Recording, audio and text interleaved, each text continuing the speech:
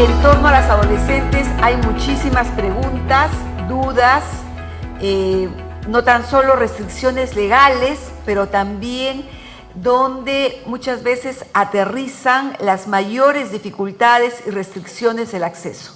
Es mucho más fácil a veces tratar con mujeres adultas, autónomas, que puedan tomar decisiones. Sin embargo, las adolescentes siempre se constituyen en la situación que muchas veces algunos consideran hasta límites.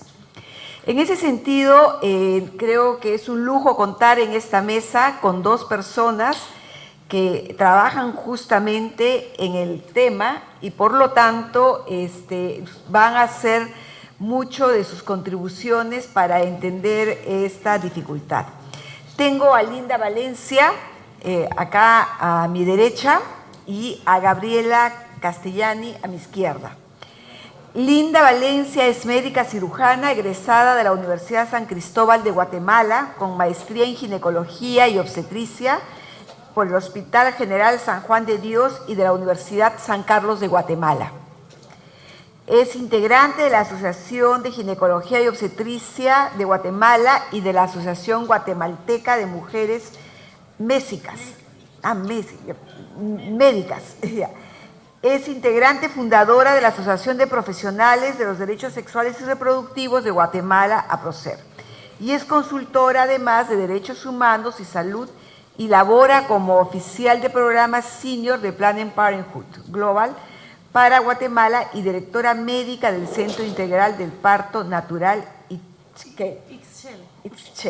Muy bien. Gabriela Castellani es médica generalista y trabaja en el Hospital Trelew Chubut, ¿no?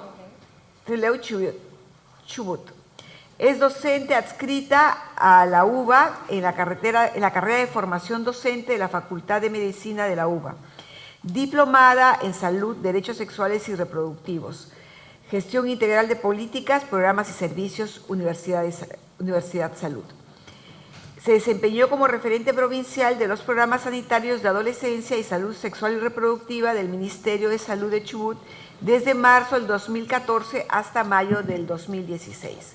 Estos CVs dan cuenta realmente que estamos frente a personas que manejan el tema y por lo tanto yo les voy a dar el tiempo que se ha previsto, que son los 15 minutos de presentación, para que justamente demos ese tiempo a la discusión que necesitamos. Vamos a empezar con Linda.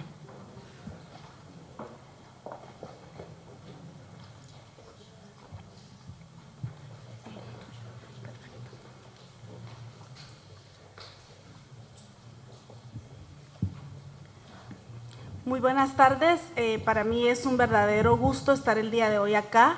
Agradezco a los convocantes a este primer encuentro latinoamericano de prestadores públicos de abortos seguros y legales, a la red argentina y a la red peruana de prestadores de abortos seguros de servicios públicos, así como a CEDES, a ELA y a PROMSEX por la invitación.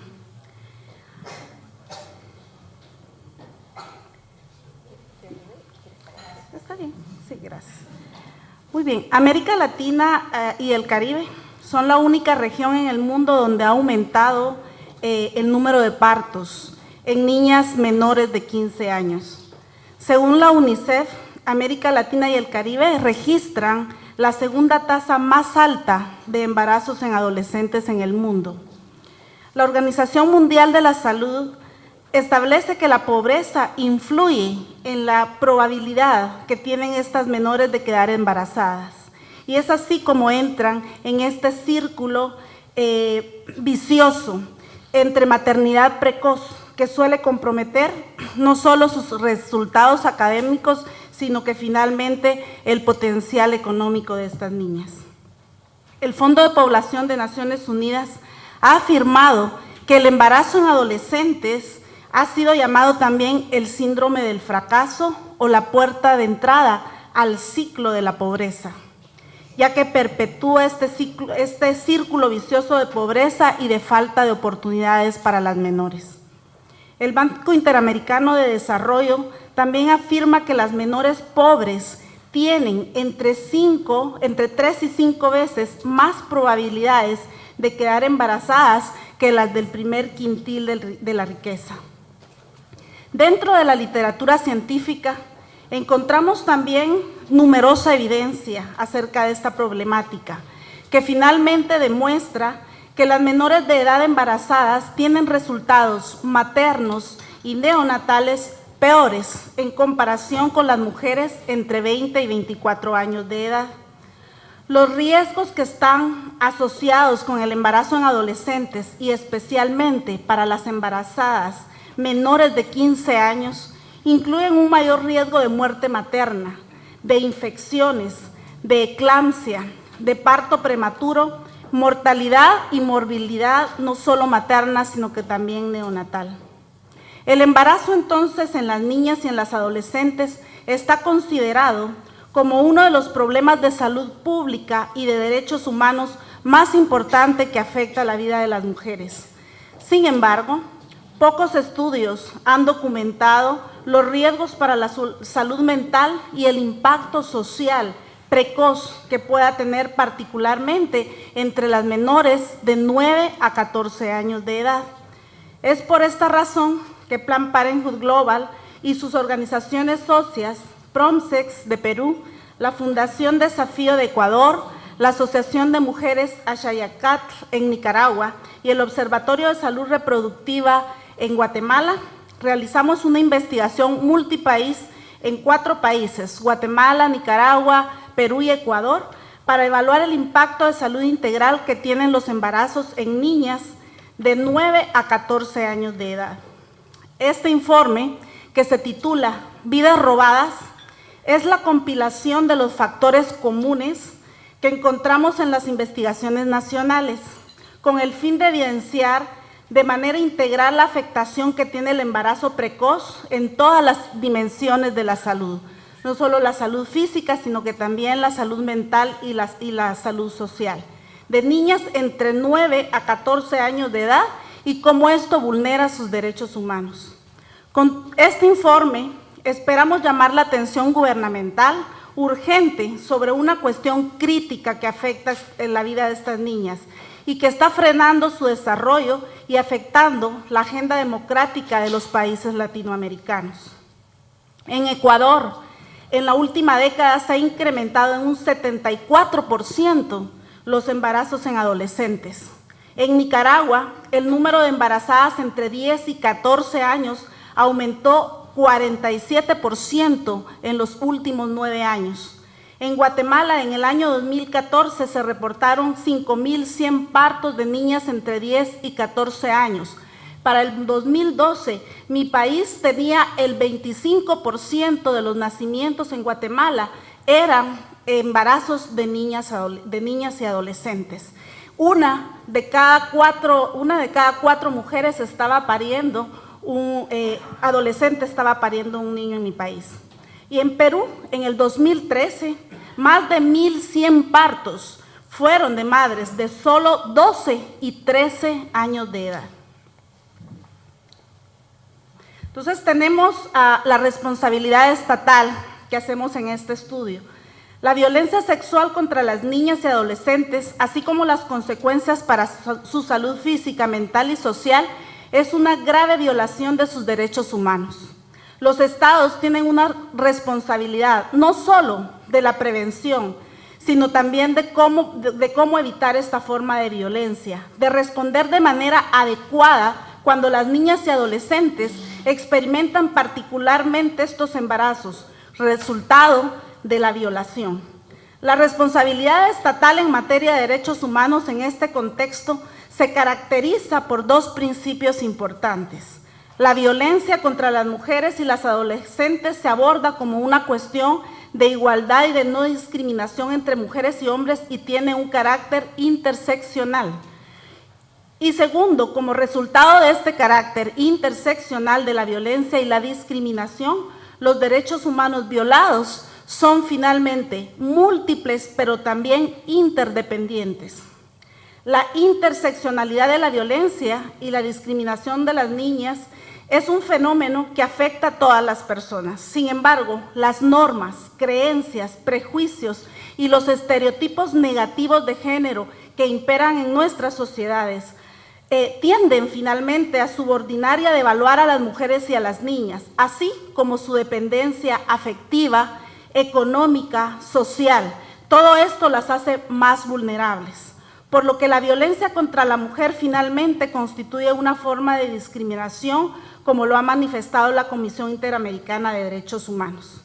El derecho internacional reconoce que las personas no experimentan finalmente esta discriminación en un vacío de contexto, sino que dentro de un contexto social, económico y cultural muy determinado, en donde se construyen y reproducen privilegios y también desventajas sociales, dado que la maternidad en la niñez y en la adolescencia también cruza sectores como la educación, la salud, la justicia, los derechos de la niñez y la adolescencia, los derechos de las mujeres.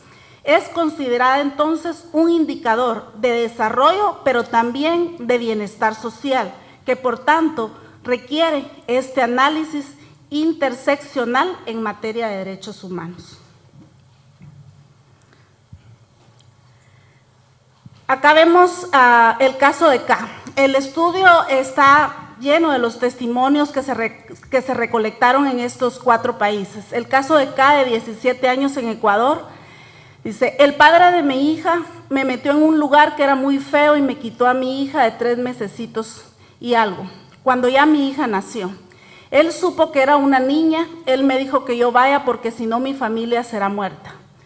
Fue para quitarme a mi hija a los 3 meses y encerrarme a una prostitución, entregarme a un hombre y a otro. Yo dije entre mí y yo, si me escapo por mi hijo. El derecho a estar libre de violencia. Tanto el sistema universal como el sistema interamericano establecen que la violencia contra las mujeres es una violación de derechos humanos fundamentales y de libertad, una ofensa a la dignidad humana y una manifestación de relaciones de poder históricamente desiguales entre hombres y mujeres, que lamentablemente trasciende todos los sectores de la sociedad. Los testimonios de estas niñas entrevistadas revelaron que los estados están fallando en cumplir con sus obligaciones de respetar, proteger y promover el derecho a estar libre de violencia. De igual manera, se encontró que existe maltrato emocional por parte del agresor, en muchos casos, que suele referirse precisamente a lo que habla acá en este relato de Ecuador, que suele referirse a intimidaciones o amenazas de daño. Ese maltrato también puede constituye otra forma de violencia. Acá tenemos Irene, de 12 años, de Nicaragua. Intenté llamar a mi abuela, pero me dijo que no dijera nada, porque no me creerían. Yo respetaba a mi tío. No sé por qué llegó a mi cuarto, después se quitó, me dijo, cuidado, le decía yo a alguien, si no él me iba a pegar. El derecho a estar libre de violencia sexual y otras formas de violencia. Hasta el 90% de los embarazos en las adolescentes menores de 14 años son producto de violación. La coerción sexual existe como un continuo, desde la violación forzada hasta formas de presión que empujan a las niñas y adolescentes a tener sexo en contra de su voluntad. Según la Federación Latinoamericana de Sociedades de Ginecología y Obstetricia, FLASOG, tal vez la niña o adolescente afectada no lo identifique en ese momento como una violación, aunque haya sido una situación contra su voluntad, pero entre comillas aceptada por no haber podido oponerse a ella. Estas situaciones son muy frecuentes en el inicio de la sexualidad de muchas niñas, cuando hay una diferencia de edad significativa entre los hombres y las niñas y las adolescentes que son dañadas. Acá tenemos también otro relato, el de Irene, de 12 años. Una noche mi tío llegó a donde duermo, me dijo que me quitara la ropa y le dije que no. Enojado me dijo que si no me la quitaba y él me la quitaría. Me quitó la ropa, me tapó la boca con la mano y me dijo que me abriera las piernas. Él abrió con fuerza. Esa cosa me metió chunche. Me dolía y ardía mucho. Me dolía mi chunche. Me quedé llorando. No me podía dormir. Cerraba los ojos, miraba lo que me hizo mi tío. Yo no quería, me sentía muy mal. En este estudio se demuestra que de las 204 niñas y adolescentes entrevistadas para esta investigación, 11.2% fueron violadas por un familiar o personas cercanas a esta menor de edad.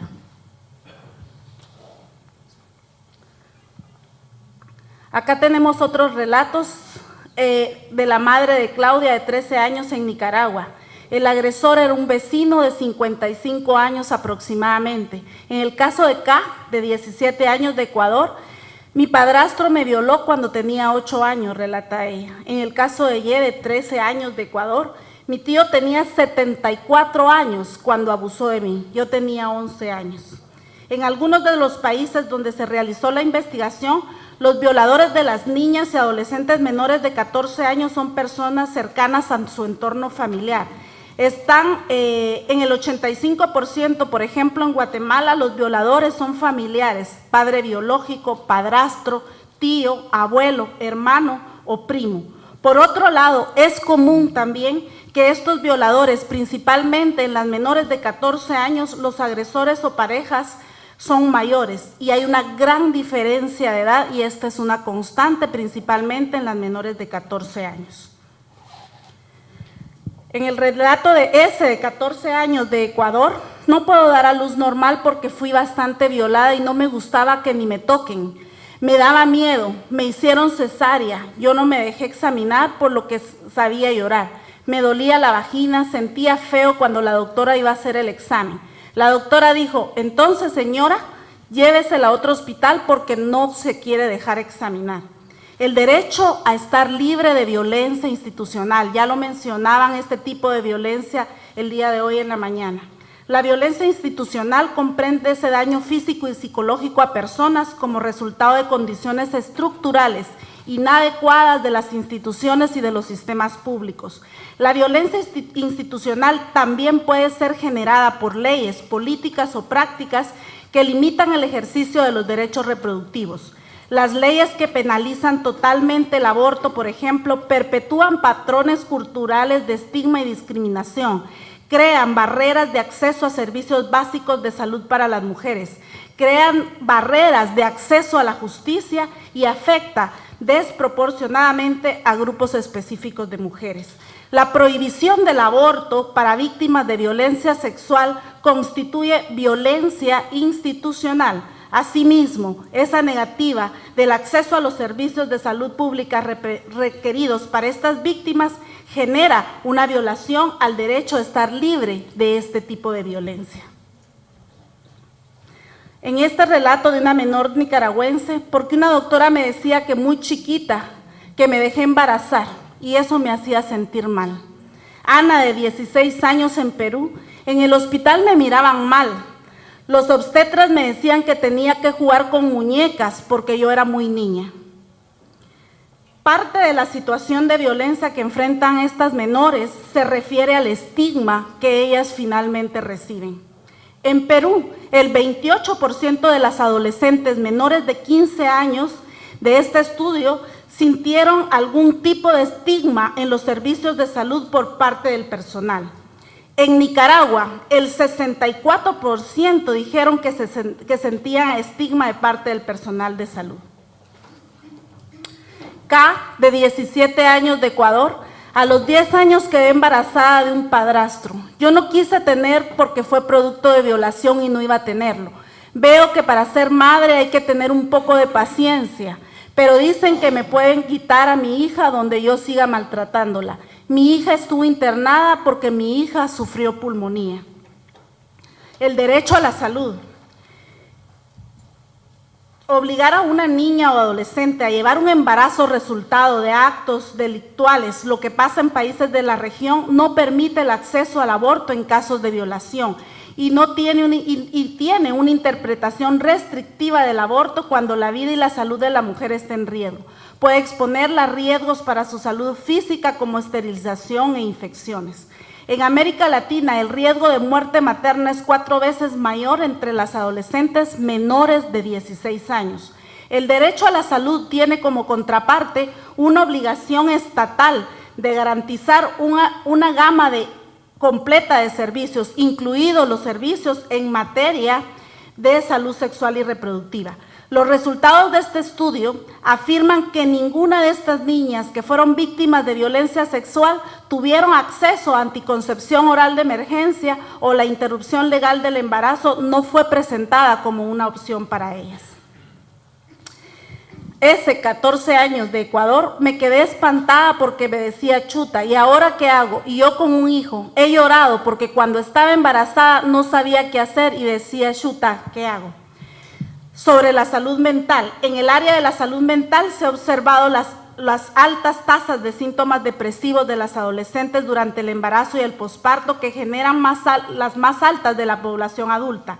En cada uno de los 4 estudios, una proporción importante de niñas y adolescentes que había dado a luz informaron síntomas de depresión, ansiedad y particular para las que habían sido atacadas sexualmente por estrés postraumático. Tanto en Perú como en Nicaragua, entre el 7 y 14% de las participantes informaron haber contemplado el suicidio durante el embarazo. En Guatemala, la evaluación psicológica después del parto mostró que 12 adolescentes tenían señales de daño emocional como miedo, intranquilidad, estado de ánimo decaído y llanto. En Ecuador, el 91% de los casos revisados en las historias clínicas revelaron sintomatología depresiva y trastornos adaptativos. Y finalmente quiero presentar las conclusiones de este estudio. Obligar a una niña a llevar un embarazo producto de violación se traduce en graves daños para la salud física, mental y social. Es incompatible con su proyecto de vida. La posibilidad de acceder a servicios de salud sexual y reproductiva, incluyendo la anticoncepción de emergencia y el aborto legal y seguro, contribuiría al bienestar de estas niñas y de las adolescentes. La criminalización del aborto en estos 4 países trae como consecuencia violaciones graves de derechos humanos, incluido el derecho a la salud y a la vida, y restricciones que interfieren en la adopción de decisiones relacionadas con el acceso a la salud, a la educación, a la libre información y por consiguiente los estados están obligados a eliminarlas. Persiste un enfoque biomédico sobre la afectación de los embarazos no deseados, particularmente producto de violación, un concepto que obvia las repercusiones en la salud mental y en la salud social de estas niñas. Además, refleja una limitada interpretación del derecho a la salud, lo cual no está permitiendo que la salud de las menores sea tratada de manera integral. Y el embarazo en las niñas perpetúa finalmente el ciclo de la pobreza, limita su potencial académico y su aporte económico. Finalmente, quiero dejar la reflexión de este estudio. ¿Qué tipo de sociedades nosotros queremos construir? Una sociedad donde la violencia y la discriminación contra las niñas y adolescentes sigue imperando, o una generación más joven y saludable, libre de violencia y con las herramientas necesarias para construir su propio destino. Muchísimas gracias. Gracias, Linda. A ver, vamos a pasar ahora el micro a Gabriela Catelani. Si quieres que te ayudemos ahí. Ahí. Voy a pasarme para allá. Sí.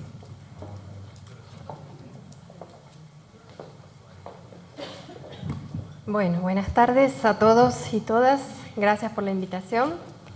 En la presentación se omitió decir que también soy integrante de REDAS, que no es un dato menor. Bueno, yo soy médica generalista, vivo en la Patagonia, en el sur del país, para los que no son argentinos. Lo que voy a contar es la experiencia en cuanto a la provisión de abortos en adolescentes en la provincia de Chubut. ¿Sí? Como ven en el mapa de Argentina, en la parte del sur lo que está resaltado, toda esa extensión es una provincia bastante extensa en territorio, no a 100 habitantes, somos 500.000 habitantes, de los cuales aproximadamente 100.000 son adolescentes, chicos y chicas. Por ahí, antes de mostrar algunos datos de la provincia, era importante compartir todo lo que es el marco normativo, legal y técnico que tenemos en el país y en la provincia en particular, con respecto a atención adolescente, con respecto a interrupción legal de embarazo. En interrupción legal de embarazo ya lo ha explicado muy bien varios en el resto al principio en la mañana y Natalia recién.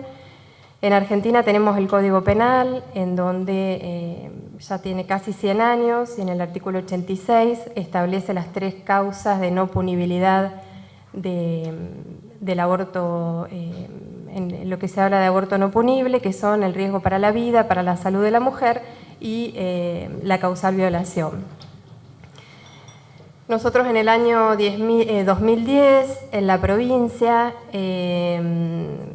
se crea una ley que va un poco en concordancia con las causales del Código Penal. Además, se le agregan se profundizan en algunos puntos, como por ejemplo el término de 5 días para la realización de la práctica de la interrupción, se habla también de la objeción de conciencia, se habla también de la violencia institucional. Pero básicamente la ley va en concordancia con las causales del Código.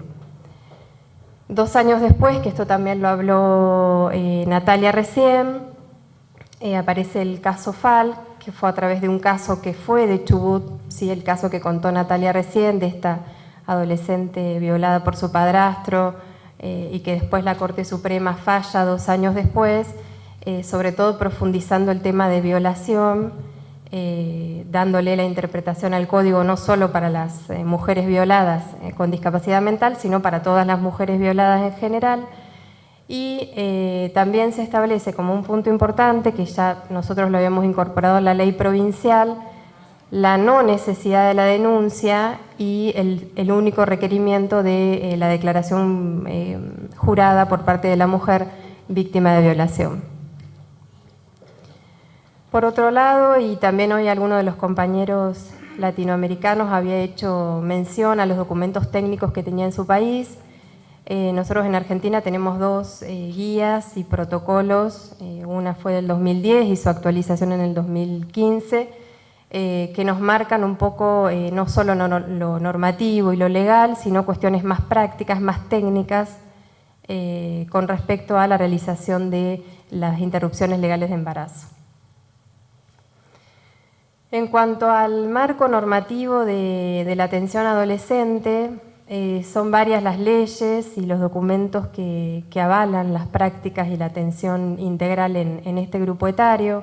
Yo puse algunos de los más importantes, como son la Constitución Nacional, con su modificación en el 94, que incorpora los tratados de derechos internacionales y entre ellos la Convención de los Derechos del Niño, las leyes nacionales y provinciales que tiene Chubut, que van en concordancia, que tienen que ver con la protección integral de los derechos de niños, niñas y adolescentes, la ley nacional, nuestra ley provincial, también la ley de derechos de pacientes, historias clínicas y consentimiento informado, y la ley nacional y provincial de creación de los programas de salud sexual y reproductiva, entre otros. Estas leyes hablan, entre otras cosas, como para resumirlo, de la obligación de respetar la condición de sujeto de derecho de los y las adolescentes, teniendo en cuenta su edad, el grado de madurez y su capacidad de discernimiento.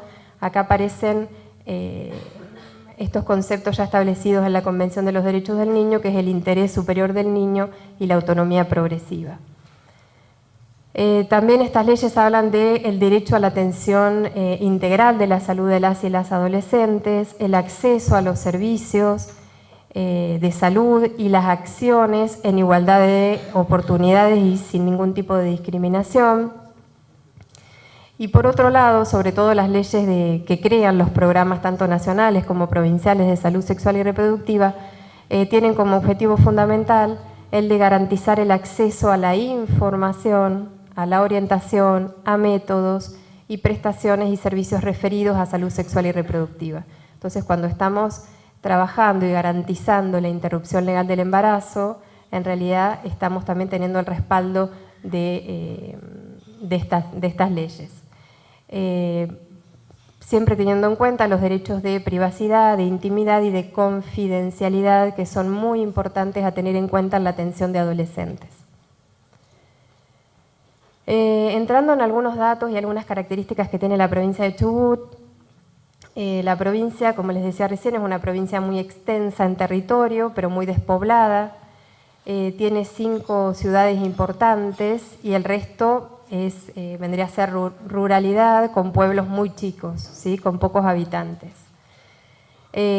Por estas características hace que el sistema sanitario se base fundamentalmente en la atención primaria de la salud y en efectores del primer nivel de atención, es decir, puestos sanitarios, hospitales rurales y centros de salud. Esto hace que los y las adolescentes, al igual que el resto de la población, ingresen al sistema de salud a ser atendidos por ese primer nivel de atención, ¿sí? Es decir, que más del 80% de las y los adolescentes son atendidos en centros de salud y en hospitales rurales. Por otro lado, y esto es algo particular que tiene Chubut con respecto a la atención de adolescentes, más allá de todos los efectores, de los más de 100 efectores que tiene la provincia, que se ven ahí un poco esfumados en el dibujito de la provincia, tiene 5 centros especializados en atención integral de adolescentes, ¿sí? Entonces, si bien los que atendemos adolescentes sabemos que puede haber lugares no diferenciados, es decir, yo puedo tener un consultorio, atender a la población en general y sumar adolescentes, puedo tener servicios semidiferenciados, por ahí para adolescentes dentro de un hospital, o puedo tener un servicio especializado y diferenciado en la atención adolescente, que son lugares que están aparte de los hospitales, o sea, la estructura edilicia es aparte, y en donde la calidad de atención que se brinda a los y las adolescentes es muy alta, son servicios amigables, que tienen un enfoque integral de la salud, en donde se trabaja interdisciplinariamente, intersectorialmente, y donde se ven garantizados tanto la accesibilidad, todo el tiempo se atiende a demanda, más allá de los turnos que se den programados, y donde se garantizan los derechos en juego en la atención adolescente, como son la privacidad, la autonomía y la confidencialidad. Van a ver que estos 5 centros especializados que están en las 5 ciudades importantes de la provincia, además de garantizar una atención de calidad en los adolescentes, también van a garantizar las prácticas de interrupción legal de embarazo en este grupo etario. O sea, juegan un rol muy importante. Para mostrar algunos indicadores de la provincia, estos son los porcentajes de embarazos adolescentes. Yo escuchaba recién a Linda que hablaba de 20 algo por ciento, ¿no?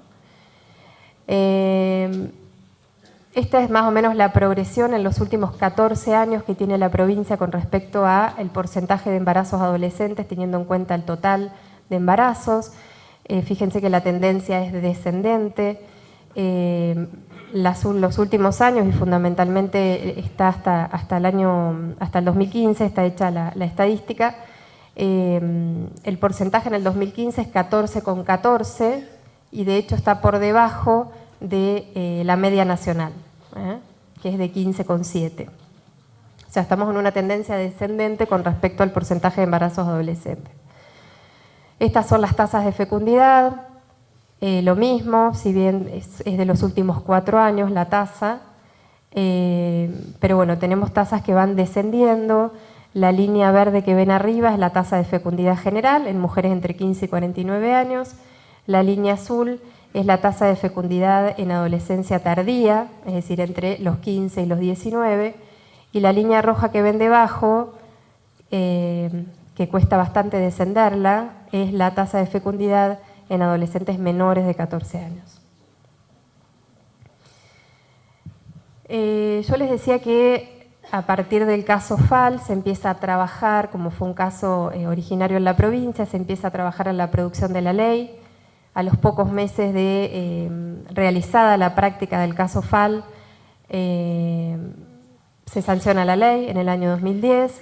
Desde ahí se empezó a trabajar en el sistema público de salud, en lo que tiene que ver con garantizar el acceso y las prestaciones y la provisión de la interrupción legal de embarazo en las mujeres en general, incluidas las mujeres adolescentes.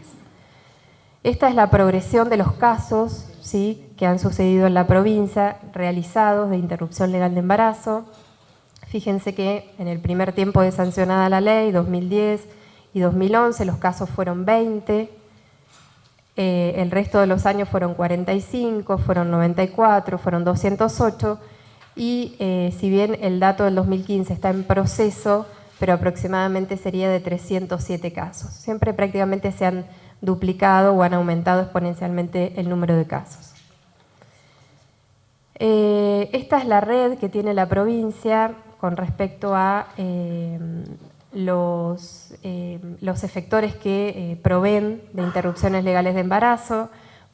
Todos los puntos verdes que ustedes ven son efectores, ya sea centros de salud como servicios de ginecología del segundo nivel, que garantizan la interrupción legal de embarazo.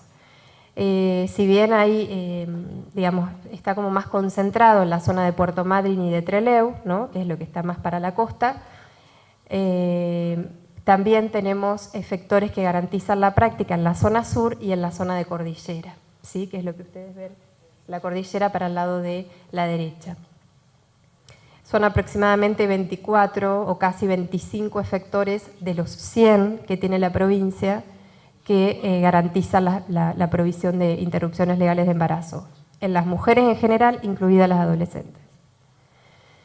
Esto era para remarcar en el transcurso de estos 5 años que tiene la ley y del trabajo que viene haciendo la provincia, cómo fueron evolucionando las causales. Lo más importante de remarcar acá es la evolución que tuvo la causal salud integral o salud psíquica, ¿sí? Cuando arrancó la ley prácticamente no hubo casos, 2010, 2011, después fue increciendo y hoy le corresponde casi más del 85% de los casos de las interrupciones se deben a la causal salud psíquica o salud integral. Estos son unos datos que hicimos en el 2014, teniendo en cuenta del total de interrupciones, que fueron 208, las dividimos por causales, por edad materna y por edad gestacional. Yo lo que les quería mostrar de este dato es que con respecto a la edad materna, el 45,6% de los casos de esos 208 se dieron en adolescentes, ¿sí?, en jóvenes, en mujeres adolescentes, de los cuales 7 fueron en menores de 14 años y 88 fueron en adolescentes entre 15 y 19. Este es un dato del 2015, es un dato que todavía está en proceso, no está a la misma calidad de dato que la del 2014.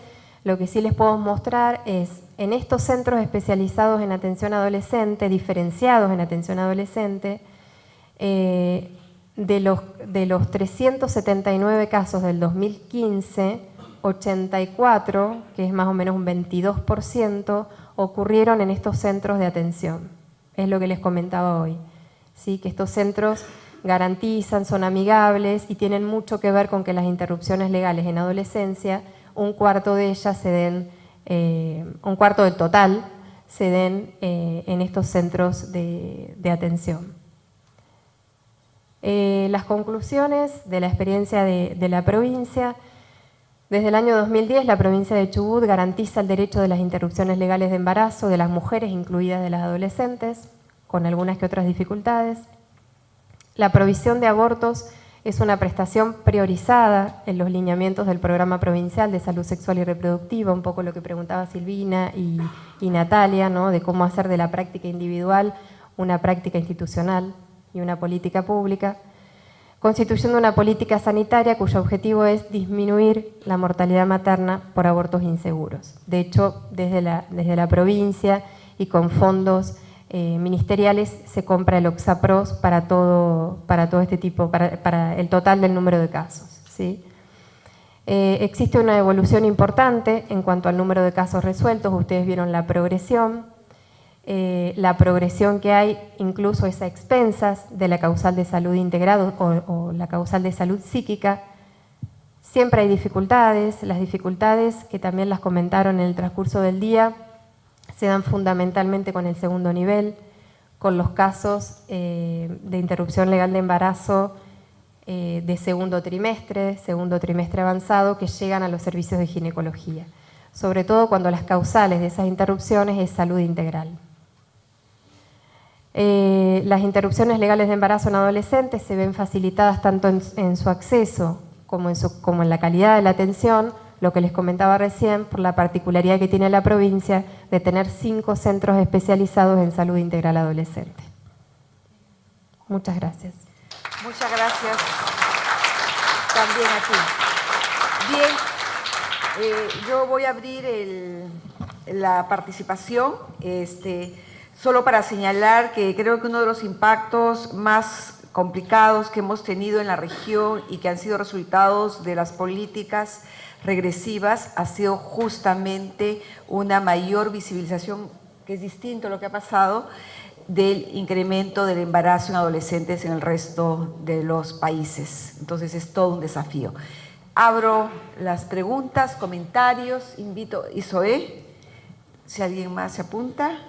Sí, en mi hospital, María Auxiliadora del Cono Sur, que es una zona más pobre de Lima, tenemos una población de 3.200.000 habitantes. Y hubo una ley restrictiva, sobre todo con las adolescentes, que cuando llegaban embarazadas acudía al fiscal y no las podíamos sacar. Entonces, en realidad, a mí me indignó mucho esto, como jefe de departamento.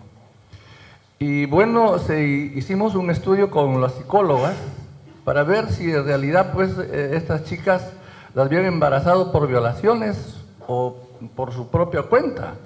Y en realidad las adolescentes, casi el 99% era por su propia cuenta. Entonces yo me pregunto, ¿qué es lo que estamos haciendo nosotros? No es tanto lo que dice, digamos, que estas mujeres están entrando, digamos, a la pobreza. Yo pienso que la pobreza es la que empuja a estas mujeres a que tengan relaciones. Porque quieren que salir de la pobreza, parece que para ellas es salir, digamos, de un sitio que en realidad no pueden vivir. Y yo me pregunto, ¿qué estamos haciendo nosotros para proteger a esas adolescentes? ¿O es que solamente tenemos que hacerles la inducción de un aborto? Me pregunto, ¿acaso no es un problema de salud pública donde nosotros tenemos que trabajar mejor con ellas? Nosotros vemos que la anticoncepción de emergencia no funciona. Una mujer está con ese problema y todos los médicos y profesionales la maltratan. Yo sí doy la mano amiga. Si veo que alguien tiene un problema, el misoprostol existe y generalmente existe también la anticoncepción de emergencia. Usémoslas, usémoslas. Gracias, Zoe. Rosina. Sí, yo quería conocer un poco en esta experiencia en Chubut, cómo han superado, o sea, creo que algo que noto y que notamos muy fuerte en Perú es la gran pregunta si las adolescentes tienen capacidad para decidir o no para decidir una interrupción del embarazo, ¿no? Porque parece que sí tienen capacidad para ser madres, pero no para no serlo, ¿no? Entonces, cuando se enfrentan, digamos, al momento de la provisión de servicios, ¿cómo ustedes, esto que ya sabemos que es el interés superior del niño, la capacidad progresiva para discernir, cómo la trasladan al momento de darle el servicio a la adolescente, ¿no? Porque, por ejemplo, hubo esta restricción que comenta Isoé de denunciar todos los casos de relaciones sexuales, o sea, la criminalización de las relaciones sexuales en adolescentes, que fue una ley que dio el Congreso y eso trajo unas consecuencias fatales, ¿no? Y se generó en los servicios el tema de notificar a todas las adolescentes embarazadas y se les iniciaba un proceso judicial y penal. Entonces, a pesar que el TC derogó ya esa norma, en los servicios ha quedado instalado muchísimo esta noción de que tienen que poner en conocimiento de la Fiscalía la atención a un adolescente, a pesar que a partir de los 14 años para arriba se les ha reconocido su libertad reproductiva, pero también tenemos códigos que dicen que las atenciones y las intervenciones solamente pueden ser autorizadas por mayores de 18. Entonces, a mí me gustaría saber en la experiencia del servicio, ¿no? ¿Cómo valoran el interés superior del niño? ¿Cómo valoran la posibilidad de un desarrollo progresivo para la toma de decisiones y cómo resuelven algunos problemas. Yo creo y siempre he visto que las familias más acompañan que obstruyen, ¿no? Más acompañan a las adolescentes que obstruyen, la madre, el padre. Si nos puedes contar cómo resuelven eso, porque creo que eso sería muy importante para nosotros y para quienes están de cara a los servicios atendiendo a adolescentes, y que por supuesto la oferta de planificación familiar se incremente, pero no dejar de dar la atención de este servicio a las adolescentes, porque no es o, sino es y, ¿no? Ambas atenciones son muy importantes. No, mejor recogemos las preguntas, ¿les parece? Para que luego puedan responder. Cristiao, más bien sí, les pediría que puedan concretizar para que poder captar centralmente los temas. Bueno, felicitando las ponencias, me encantó, y porque es un tema que es muy, muy impactante, ¿no?, para los adolescentes. En Brasil, la mayoría de las violaciones son en niñas menores de 18 años. Y en mi hospital, los abortos legales por violación también son más de 50% y menores son adolescentes, de mayoría abajo de 14 años. Por la ley brasileña, mantener relación con menores de 14 años es estupro de vulnerable. Entonces basta la solicitación de la chica con la representación de la madre o del padre y se tiene acceso muy fácil, ¿no? Pero lo que es más impactante es que muchas veces vemos que los sistemas públicos no tienen tanta eficacia en el foco de la educación sexual, de la planificación familiar en ese grupo etario, ¿no? Y cómo es importante introducir los métodos de longa duración y de alta eficacia en ese grupo de edad. Estamos allá en la ciudad de São Paulo en un proyecto inicial del inicio del año para métodos de larga duración y de alta eficacia, implantes y de DIU para adolescentes, particularmente post-aborto y post-parto, ¿no? Y salen de la maternidad, después del momento del nacimiento, del legrado, del ameo, con el DIU introducido cuando lo quieren, ¿no?, o el implante. Y la adhesión de estas chiquilinas con esos métodos, particularmente los implantes, es fantástico. Así que falta mucha información, ¿no?, para tener impacto en la reducción de las tasas de embarazo no deseado. Gracias. Silvina. Sí, gracias. Muchas gracias por las presentaciones. Tengo una pregunta para Linda y otra para Gabriela.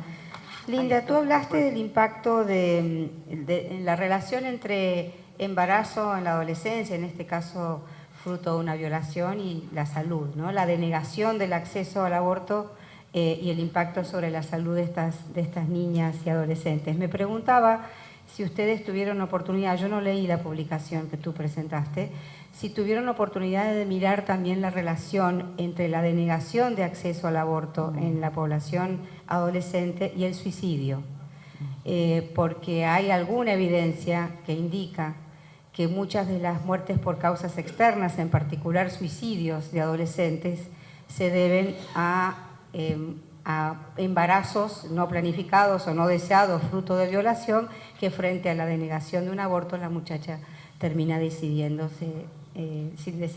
entre comillas, suicidarse. Me parece que la relación entre suicidio y aborto es una relación que tenemos poco explorada en la región y que merecería, merecería que lo miremos con más detalle.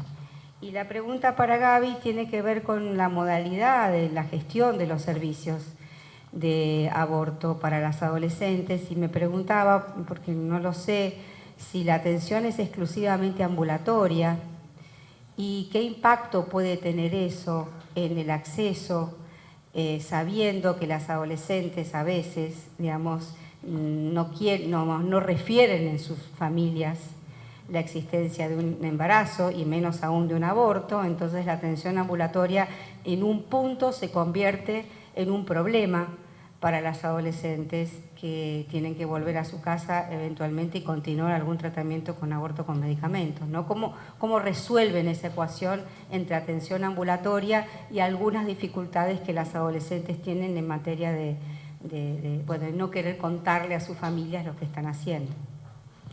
Muchas gracias. Dan. Gracias.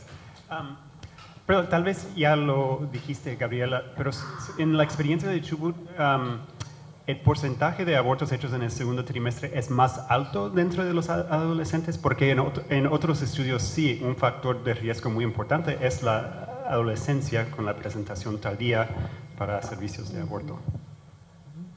El colega de...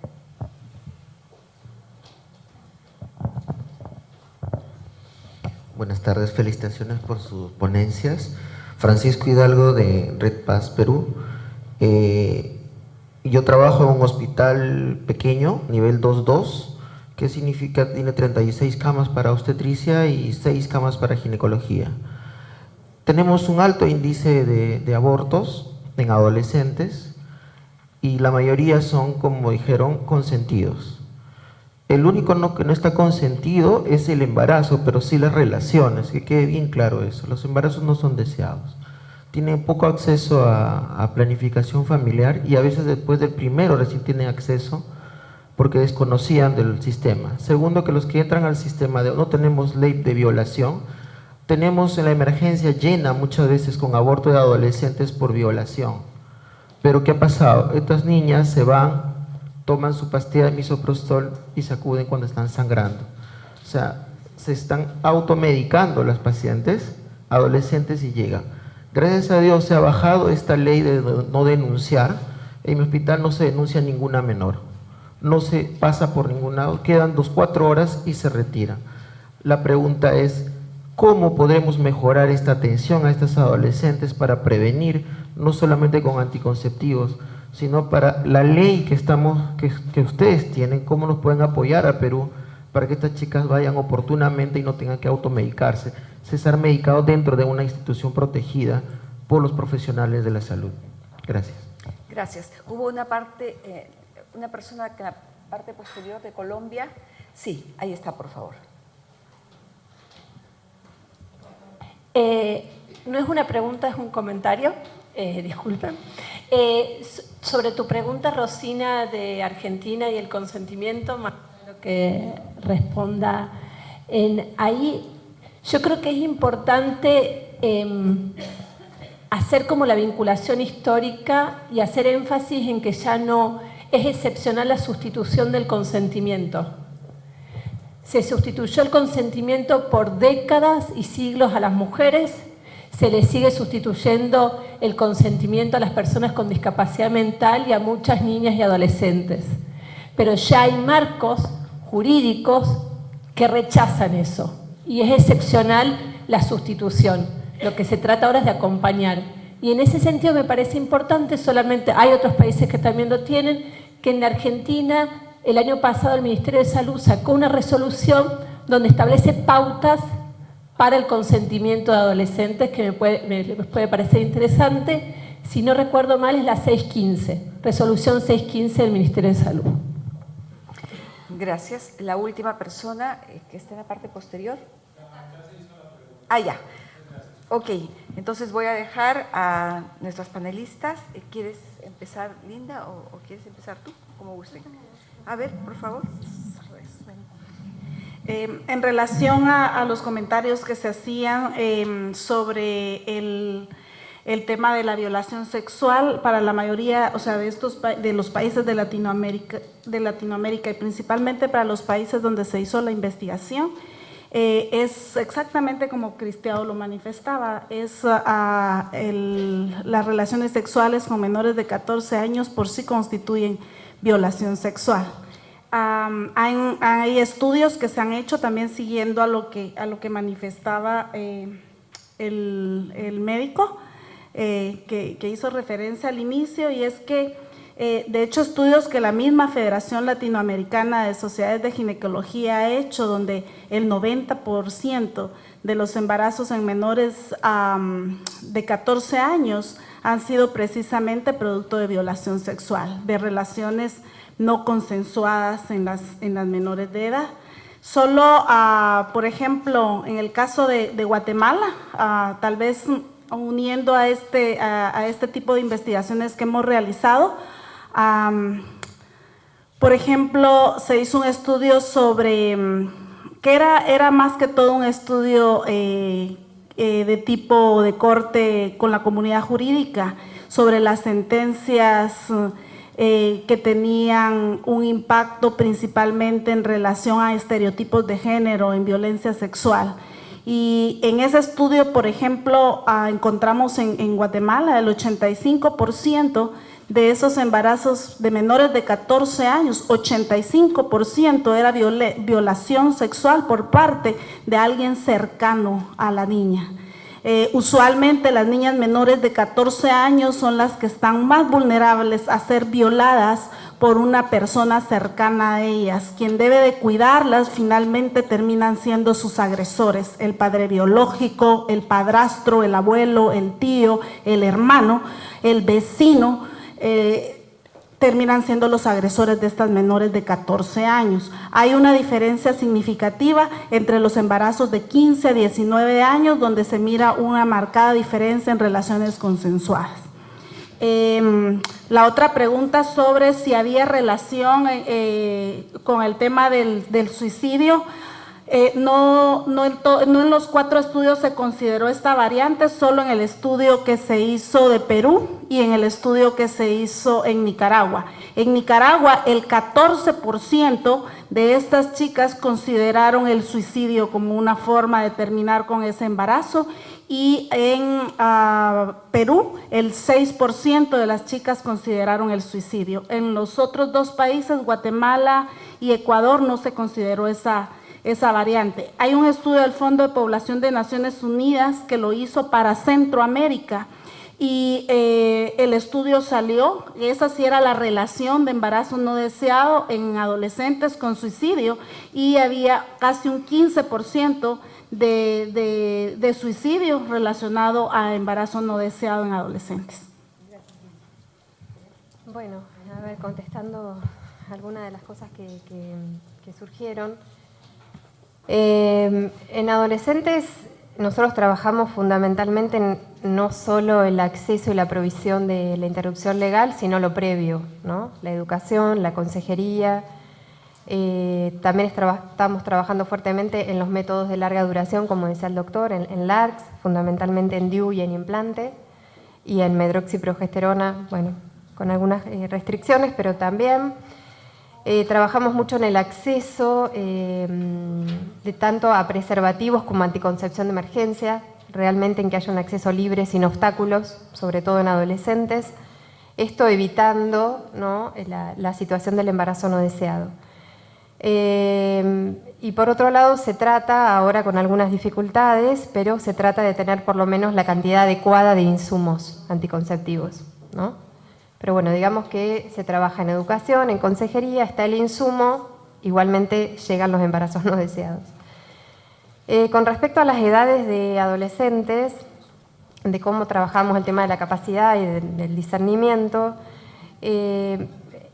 para todas las prácticas referentes a la atención en adolescentes siempre el límite está en 14, ¿no? Menos de 14, o con los padres, o con algún adulto referente, que no necesariamente puede ser el padre, puede ser el hermano, un amigo.